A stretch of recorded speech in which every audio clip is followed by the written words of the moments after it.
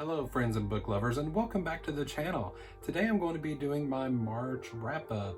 It has been a few months since I've done a wrap-up video, and that is because I only read one book in February, and of course it wasn't worth doing a video for one book. I had scheduled most of February, to take a little reading break because I didn't want to get into like a reading slump, which I've heard happens. And I just wanted to take a little break in between the 2020 releases that I have been reading for like a year almost, before going on to the 2021 releases. So in February, I actually listened to my first ever audiobook, which was The Loop by Jeremy Robert Johnson. And it was okay. I don't think audiobooks are for me. Maybe I should give it another shot sometime, but I am much more of a book in hand, reading the pages type of guy. I listened to this audiobook while at work, so I wasn't catching everything, and it was just an okay time overall. I think I gave it probably a 3. It's very hard to judge audiobooks because it's solely based on how well the narrator does, and I forget who did the narration for that story, but she did okay. I didn't like her dumb jock voice, which was very annoying. But other than that, I didn't read for a few weeks until the last few days of the month. I wanted to go ahead and start reading the very last 2 2020 book releases that I got, which was The Patient and Crossroads. And normally in these videos, I will do like ranking, from worst to best, what I enjoyed the least to the most. But this time, I'm just going to go in order of what I read and tell you what I thought about them. So let's get right into it. So the one and only book I read in February was The Patient by Jasper DeWitt. I really enjoyed this story. It's about a new psychiatrist named Parker who goes to work at this mental hospital right out of school. He's young and cocky and thinks that he can find a cure for this patient that's been there most of his whole life. No one has ever been able to diagnose him, and anyone that's ever come into contact with him has ended up hurt or worse. So the way this story is told, it's set in 2008, and Parker posts his experiences at the hospital online. So each chapter is like a different day in the life of Parker and his determination to find a cure for this patient. So Joe is this mental patient, and he is very creepy. He has done some very questionable things, and Parker is determined to help him, and he goes so far as to try to let this patient escape, which was a big no-no. And I'm not going to tell you anything else about it. I really enjoyed it. I had some issues with the ending, like the second half of the book, I guess. I kind of wish it had gone a different way, but for what we got, I thought it was really good. So if you've not read this one, check it out. So I actually read 6 books in March, which is a great month for me, and I was so excited. I really enjoyed most of these stories. So the first one I read in March was Crossroads by Laurel Hightower. This is a story about a grieving mother who always goes to the roadside memorial where her son died. I'm not sure exactly when he died, if it was like 6 months or a year or whatever the case may be. It was a short amount of time ago, but she accidentally cuts herself while at the grave site or the memorial site. And later that night, she sees her son outside of her window, and she's like, oh my gosh.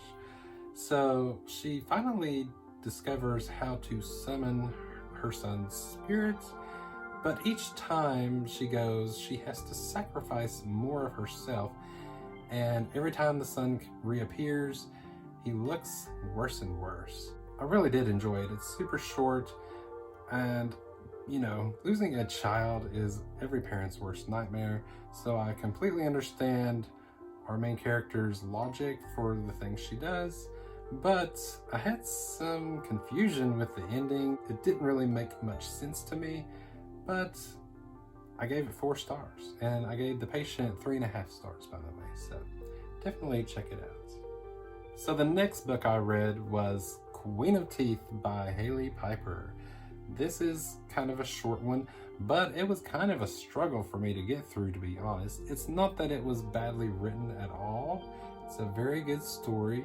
I think maybe had something to do with all the medical terms and military jargon, and I didn't expect it to be like a horror romance. And the blurb for this, the synopsis, kind of gives a lot away. So if you are interested in this story, I would suggest to not read the synopsis and just go into it blind. However, the story is about a woman named Yaya who discovers teeth in her vagina, which she kind of freaks out about a little bit, but not as much as I would think one would. But she discovers she's been part of this experiment since she was in the womb, and it's created a lot of problems over the years. And every month she and all these other people have to check in with this company and get tested for different things. And soon the organization sends some goons after her after she misses her appointment, and so then she's on the run. But it quickly evolves into a body dysmorphia type of story, body horror, and this thing kind of grows some tentacles and horns, and that's all I really want to say about it. I thought it was just okay. I didn't really connect with it all that much as I wanted to anyway. But yeah, it just wasn't for me, unfortunately. I gave it initially 2.5 stars, but I rounded it up to 3, and it was just okay for me. The next story I read, I absolutely loved. That is Near the Bone by Christina Henry. This is the kind of story I have been waiting for a long time. It was such a page turner. I actually got through it in 2 days, and that never happens. Like, I actually read half of it in one day, finished it up the next, and I loved everything about it. Our main character is Maddie. She's like 20 years old, but she has lived with her husband William at this cabin on top of a mountain for as long as she can remember, and she can't remember a time before William came along. And soon she discovers some dead animals in the woods. Typically she's not allowed to go out by herself, but for whatever reason she is allowed to at this point where she discovers a dead fox. And soon after, she realizes that there's this big creature that is basically stalking them. She is in an abusive relationship. Soon these 3 strangers come along, and she knows that William is going to blame her and, beat her up once more. But things take a wild turn. Danger lurks around every corner, and I loved everything about this story. It is such a good story. I highly recommend it, and I cannot wait to check out more stories from Christina Henry. And of course, I had to give this one 5 stars, so yes, definitely check it out. Next up, I read Paradise Club by Tim Meyer. This has got to be the bloodiest book I've ever read in my entire life. There was nothing wrong with that. But yeah, it was very gruesome, very descriptive. If you have a weak stomach, it might not be for you, but the chapters are super short. It reads very much like a movie. It all takes place in one day, and it's told from multiple perspectives, but our main character is supposed to be this FBI agent named Elliot, and he is on vacation with his family. And all these people that are coming to the island have supposedly won this free vacation.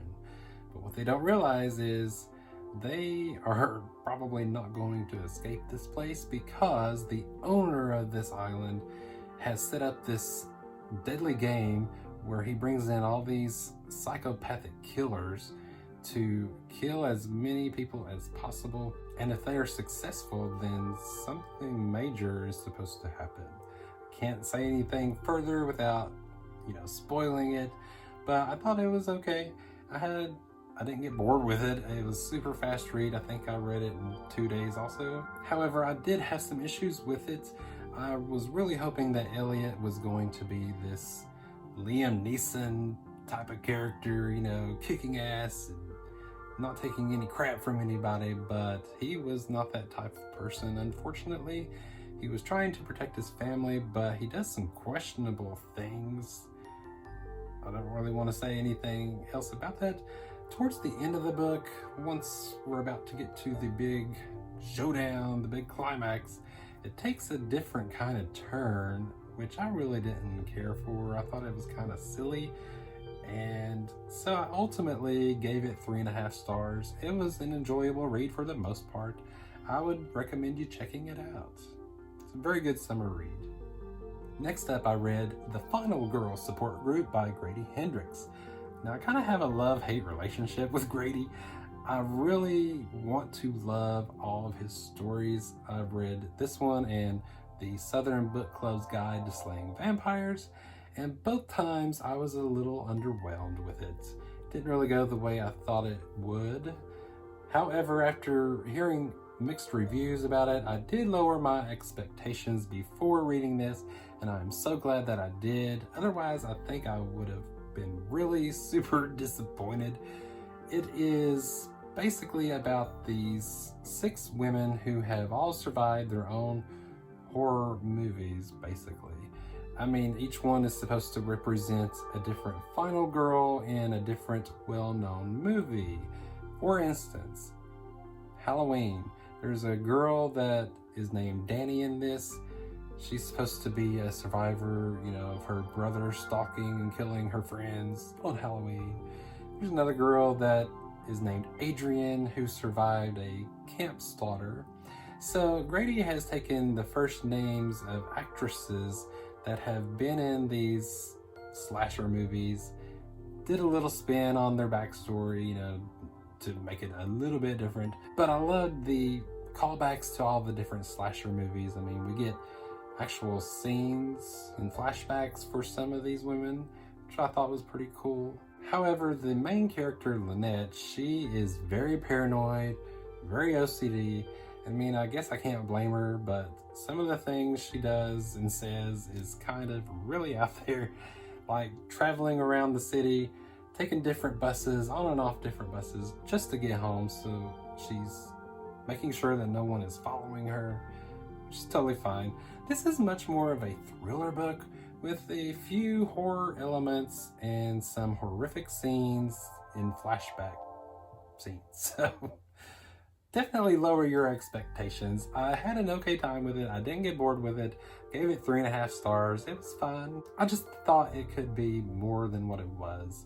But for what it was okay. I thought I had the ending figured out way before, you know, the halfway point. I might have been half right on that. Sort of. I'm not going to say any more. I don't want to spoil it for you. But yeah, check it out.